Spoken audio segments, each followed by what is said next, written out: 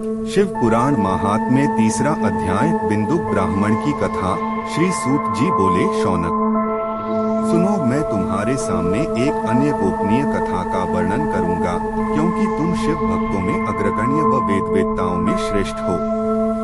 समुद्र के निकटवर्ती प्रदेश में वाशकल नामक गांव है, जहां वैदिक धर्म से विमुख महापापी मनुष्य रहते हैं।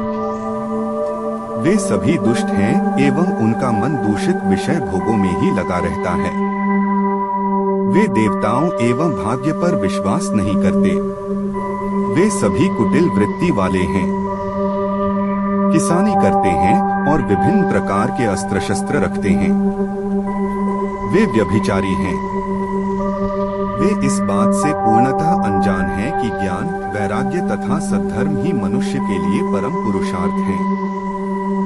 वे सभी पशु बुद्धि हैं। अन्य समुदाय के लोग भी उन्हीं की तरह बुरे विचार रखने वाले, धर्म से विमुख हैं।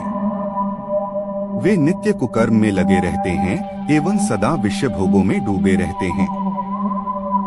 वहाँ की स्त्रियां भी बुरे स्वभाव की, स्वेच्छाचारिणी, पाप में डूबी, कुटिल सोच वाली और व्यभिचारिणी हैं। वे सभी सद्व्यवहार तथा सदाचार से सर्वथा शून्य हैं। वहाँ सिर्फ दुष्टों का निवास है। वाशकल नामक गांव में बिंदुक नाम का एक ब्राह्मण रहता था। वह अधर्मी, दुरात्मा एवं महापापी था। उसकी स्त्री बहुत सुंदर थी। उसका नाम चंचुला था। वह सदा उत्तम धर्म का पालन करती थी, परंतु बिंदुक वेश्यागामी था। इस तरह कुकर्म करते हुए बहुत समय व्यतीत हो गया। उसकी स्त्री काम से पीड़ित होने पर भी स्वधर्मनाश के भय से क्लेश सहकर भी काफी समय तक धर्म भ्रष्ट नहीं हुई, परंतु आगे चलकर वह भी अपने दुराचारी पति के आचरण से प्रभावित होकर दुराचारिणी और अपने धर्म से विमुख हो गई। इस तरह दुराचार में डूबे हुए उन पति पत्नी का बहुत सा समय व्यर्थ बीत गया। वेश्यागामी, दूषित बुद्धि वाला वह दुष्ट ब्राह्मण बिंदुक समयानुसार मृत्यु को प्राप्त हो नरक में चला गया। बहुत दिनों तक नरक के दुखों को भोगकर वह मूढ़ बुद्धि पापी विंध्य पर्वत पर भयंकर पिशाच हुआ। इधर उस दुराचारी बिंदुक के मर जाने पर वह चंचुला नामक स्त्री बहुत समय तक पुत्रों के साथ अपने घर में रहती रही। पति की मृत्यु के बाद वह भी अपने धर्म से गिरकर पर पुरुषों का संग करने लगी थी।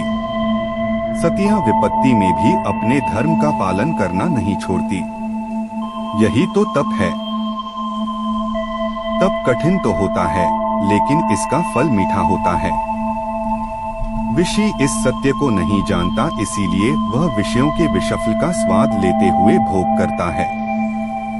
एक दिन दैवयोग से किसी पुण्य पर्व के आने पर वह अपने भाई बंधुओं के साथ गोकर्ण क्षेत्र में गई। उसने तीर्थ के जल में स्नान किया एवं बंधुजनों के साथ यत्र तत्र घूमने लगी। घूमते घूमते वह एक देव मंदिर में गई। वहां उसने एक ब्राह्मण के मुख से भगवान शिव की परम पवित्र एवं मंगलकारी कथा सुनी। कथावाचक ब्राह्मण कह रहे थे कि जो स्त्रियां व्यभिचार करती हैं, वे मरने के बाद जब यमलोक जाती हैं, तब यमराज के दूत उन्हें तरह तरह से यंत्रणा देते हैं। वे उसके कामांगों को तप्त लौह दंडों से दागते हैं। तप्त लौह के पुरुष से उसका संसर्ग कराते हैं। ये सारे दंड इतनी वेदना देने वाले होते हैं कि जीव पुकार पुकार कर कहता है कि अब वह ऐसा नहीं करेगा, लेकिन यमदूत उसे छोड़ते नहीं। कर्मों का फल तो सभी को भोगना पड़ता है। देव, ऋषि, मनुष्य सभी इससे बंधे हुए हैं। ब्राह्मण के मुख से यह वैराग्य बढ़ाने वाली कथा सुनकर चंचुला भय से व्याकुल हो गई। कथा समाप्त होने पर सभी लोग वहां से चले गए। तब कथा बांचने वाले ब्राह्मण देवता से चंचुला ने कहा, हे ब्राह्मण, धर्म को न जानने के कारण मेरे द्वारा बहुत बड़ा दुराचार हुआ है। स्वामी, मेरे ऊपर कृपा कर मेरा उद्धार कीजिए। आपके प्रवचन को सुनकर मुझे इस संसार से वैराग्य हो गया है। मुझ मूढ़ चित्त वाली पापिनी को धिक्कार है। मैं निंदा के योग्य हूँ। मैं बुरे विषयों में फंसकर अपने धर्म से विमुख हो गई थी। कौन मुझ जैसी कुमार्ग में मन लगाने वाली पापिनी का साथ देगा? जब यमदूत मेरे गले में फंदा डालकर मुझे बांधकर ले जाएंगे और नरक में मेरे शरीर के टुकड़े करेंगे, तब मैं कैसे उन महायातनाओं को सहन कर पाऊंगी?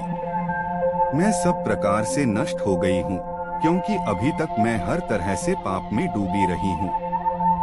हे ब्राह्मण, आप मेरे गुरु हैं, आप ही मेरे माता पिता हैं। मैं आपकी शरण में आई हूँ। मुझ अबला का अब आप ही उद्धार कीजिए। सूत जी कहते हैं, शौनक इस प्रकार विलाप करती हुई चंचुला ब्राह्मण देवता के चरणों में गिर पड़ी। तब ब्राह्मण ने उसे कृपापूर्वक उठाया और इस प्रकार कहा,